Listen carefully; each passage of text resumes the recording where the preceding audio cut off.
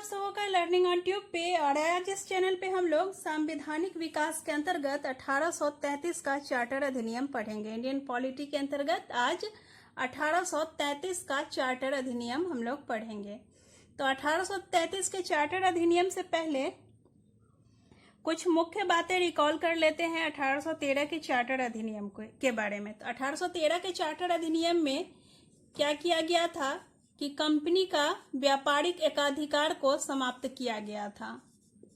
व्यापारिक एकाधिकार को समाप्त किया गया था।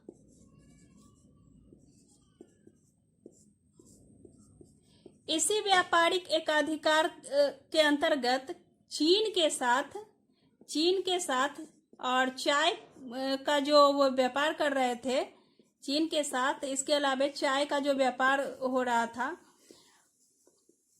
इस पे अधिकार उनका बना रहा। तो इसको समाप्त नहीं किया गया था, लेकिन 1833 के चार्टर अधिनियम में कंपनी का पूर्ण रूपेण व्यापारिक एकाधिकार समाप्त कर दिया गया। अर्थात चीन के साथ जो व्यापार हो रहा था, उसके अलावा चाय का जो व्यापार कर रहे थे कंपनी के जो व्यापारी लोग थे, तो वह भी अब समाप्त कर दिया गया। अर्थात पूर्ण रूपेण व्यापारिक एकाधिकार समाप्त हो गया। तो एक बात तो यह थी कि व्यापारिक एकाधिकार पूर्ण रूपेण समाप्त हुआ।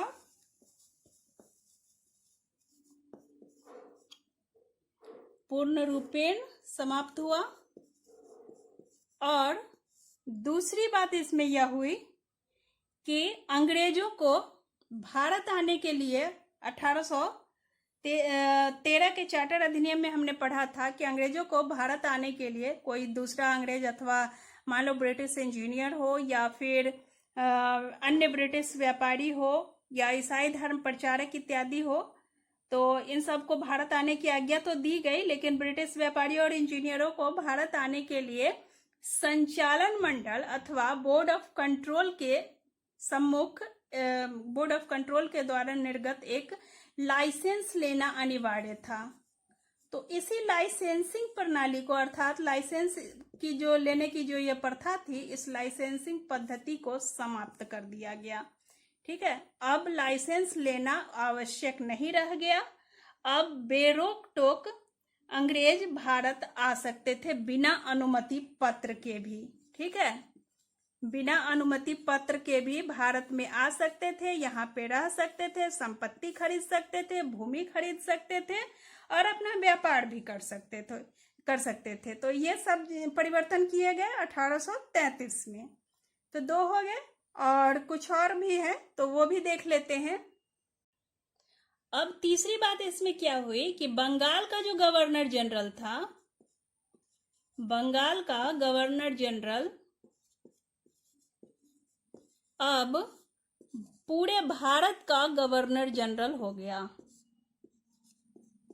अर्थात भारत का गवर्नर जनरल यह कहलाने लगा, अर्थात पूर्ण रूप से यह भारत का गवर्नर जनरल हो गया। और इसके अंतर्गत मद्रास और बंबई की जो प्रेसिडेंसी थी, अथवा मद्रास और बंबई के जो गवर्नर जनरल थे, उनके अधिकृत जो भी क्षेत्र थे, वे सब भी अब बंगाल के गवर्नर जनरल के अंदर आ गए। मद्रास और बंबई। इससे पहले 1784 में किया गया था कि मद्रास और बंबई के गवर्नर जनरल के जो भी क्षेत्र नहीं, मद्रास और बंबई के गवर्नर जनरल इस बंगाल के गवर्नर जनरल के अधीन थे। लेकिन अब क्या किया गया 1833 में कि मद्रास और बंबई के गवर्नर जनरल के साथ साथ इन गवर्नर जनरलों के द्वारा जो मद्रास और बंबई में कुछ क्षेत्र जीते गए थे अथवा अधिकृत किए गए थे, तो इन अधिकृत क्षेत्रों का भी अधिकार बंगाल के गवर्नर जनरल को हो गया। तो यह एक बड़ा परिवर्तन था।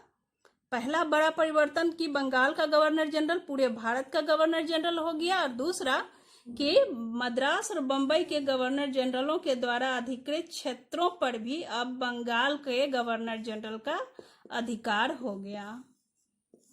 ठीक है, बंगाल के गवर्नर जनरल का अधिकार हो गया। इसके अलावा पांचवा प्रावधान यह हो गया इसमें कि भारत में सरकार का वित्तीय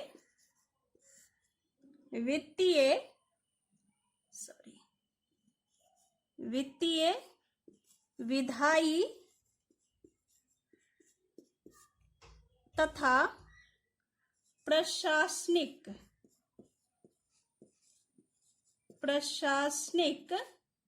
केंद्रीयकरण करने का प्रयास किया गया। अर्थात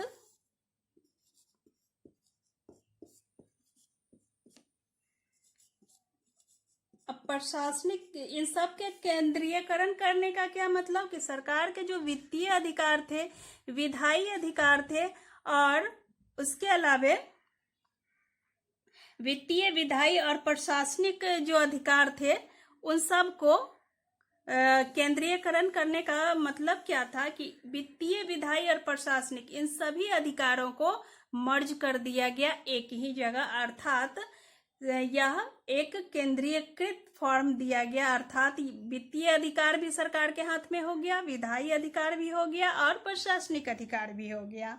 ठीक है, अब कंपनी नियम भी बना सकती थी, राजस्व भी वसूल सकती थी। ठीक है, और सैनिक से संबंधित सारे कार्य भी कर सकती थी। ठीक है, शासन कार्य पूरी तरह से अब केंद्रीकृत हो गया। और इसके अलावा इस अधिनियम में एक चीज यह स्पष्ट किया गया, इसको मिटा लेते हैं। अब यह स्पष्ट किया गया कि कंपनी के द्वारा जो भी अधिकृत क्षेत्र है, कंपनी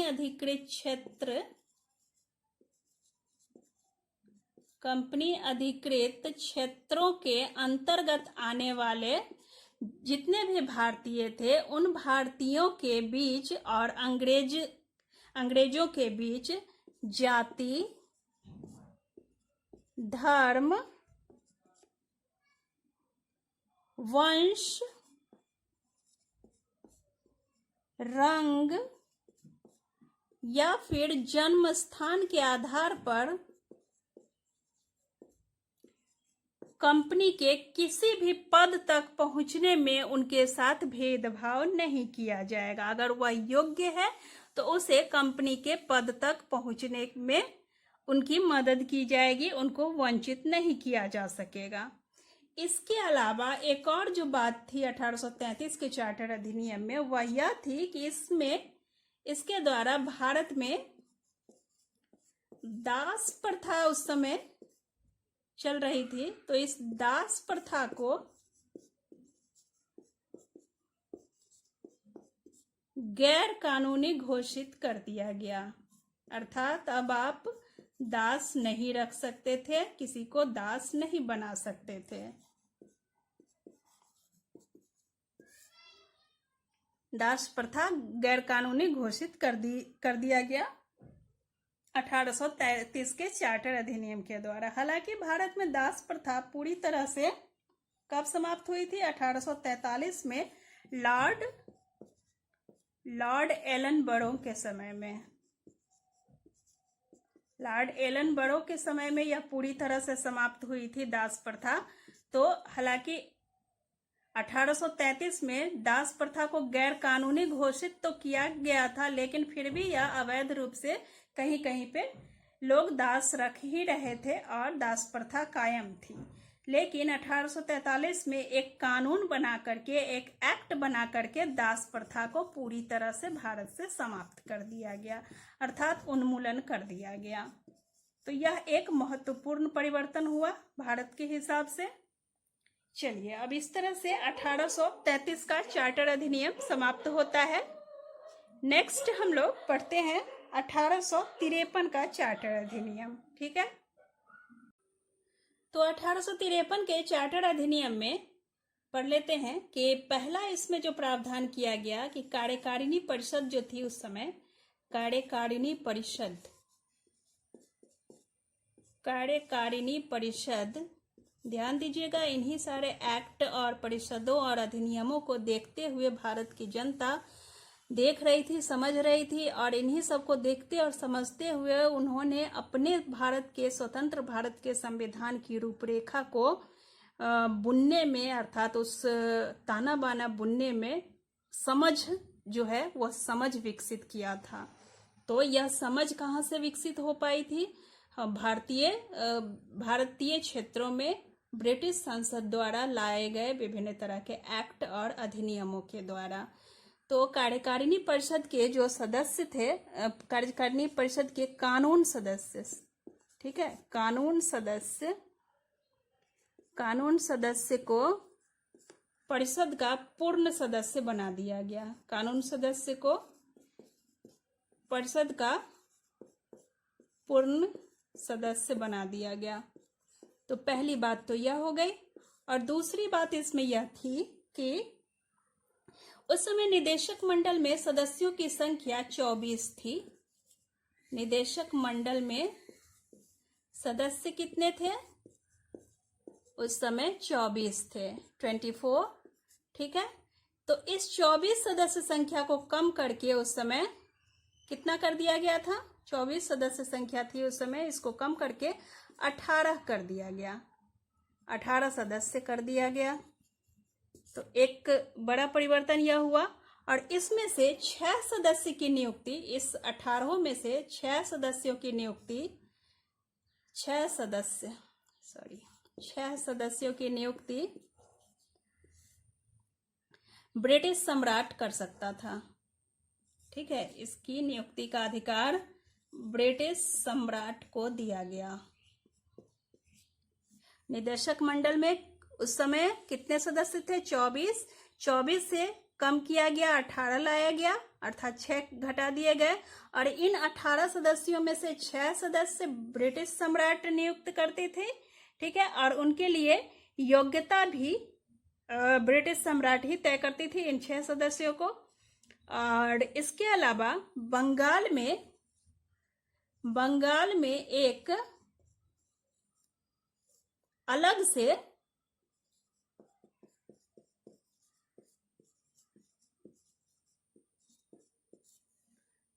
से लेफ्टिनेंट गवर्नर, ठीक है, लेफ्टिनेंट गवर्नर की नियुक्ति की गई। लेफ्टिनेंट गवर्नर की नियुक्ति की गई, ठीक है। तो तीसरा तो यह। और एक सबसे बड़ा और महत्वपूर्ण परिवर्तन यह हुआ कि अब 1853 के चार्टर अधिनियम में अब कंपनी के जितने भी कर्मचारी नियुक्त होंगे, यह विधान किया गया कि कंपनी के जितने भी कर्मचारी नियुक्त होंगे उनकी नियुक्ति कैसे होगी? तो वह होगी प्रतियोगी परीक्षा के आधार पर। यह बहुत ही इम्पोर्टेंट है। इससे रिलेटेड हर बार किसी न किसी एग्जाम में पूछे जाते हैं। बीपीएससी ने भी पूछा है कई बार इस क्वेश्चन को। तो इसको एकदम ध्यान में रखिएगा कि 1853 में, 53 के एक्ट में, अर्थात 1853 के चार्टर अधिनियम में यह प्रावधान किया गया था कि कंपनी के कर्मचारियों की नियुक्ति प्रतियोगी परीक्षा के आधार पर होगी। तो इसी समय से भारत में प्रतियोगी परीक्षा के द्वारा कर्मचारियों या अथवा अधिकारियों के नियुक्ति की प्रणाली शुरू हुई थी, ठीक है। नेक्स्ट है, इसमें क्या किया गया कि कंपनी का जो भारतीय प्रदेश था उस पर 1833 के चार्टर अधिनियम के द्वारा भारतीय प्रदेशों पर अधिकार बना रहने दिया गया था। तो अब उस प्रदेशों के बारे में फिर संसद का यह राय हुआ कि कंपनी जब तक चाहे अपने द्वारा अधिकृत क्षेत्रों पर अधिकार रख सकती है, ठीक है। कंपनी जब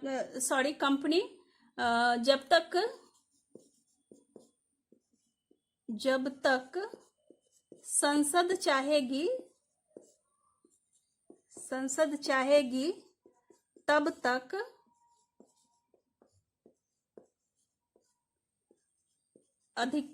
अपने क्षेत्रों पर,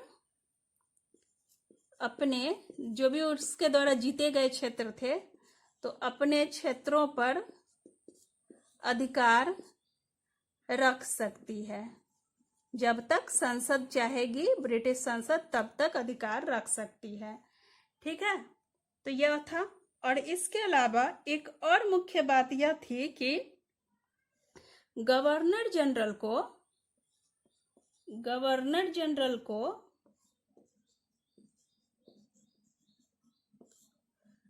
जनरल की जो परिषद होती थी, इस परिषद के लिए उपाध्यक्ष चुनने का अधिकार दिया गया गवर्नर जनरल को। तो अब गवर्नर जनरल अपनी परिषद के लिए उपाध्यक्ष स्वयं चुन सकते थे अथवा नियुक्त कर सकते थे। तो यह थे 1853 के चार्टर अधिनियम से संबंधित मुख्य बातें। एक बार और रिकॉल कर लेते हैं 1853 के चार्टर अधिनियम को। सबसे पहले तो कार्यकारिणी परिषद के कानून सदस्य जो थे, उसको परिषद का पूर्ण सदस्य बना दिया गया।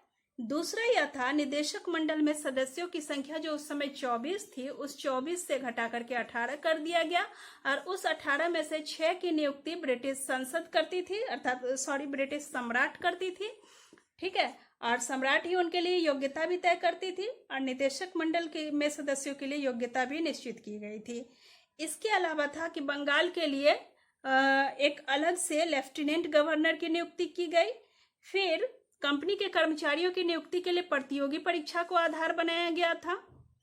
और कंपनी अपने द्वारा अधिकृत क्षेत्रों पर तब तक ही अधिकार रख सकती है जब तक कि संसद चाहेगी। ठीक है, इसके अलावा गवर्नर जनरल की जो परिषद होती थी, उस परिषद के लिए गवर्नर जनरल को उपाध्यक्ष चुनने का अधिकार दिया गया।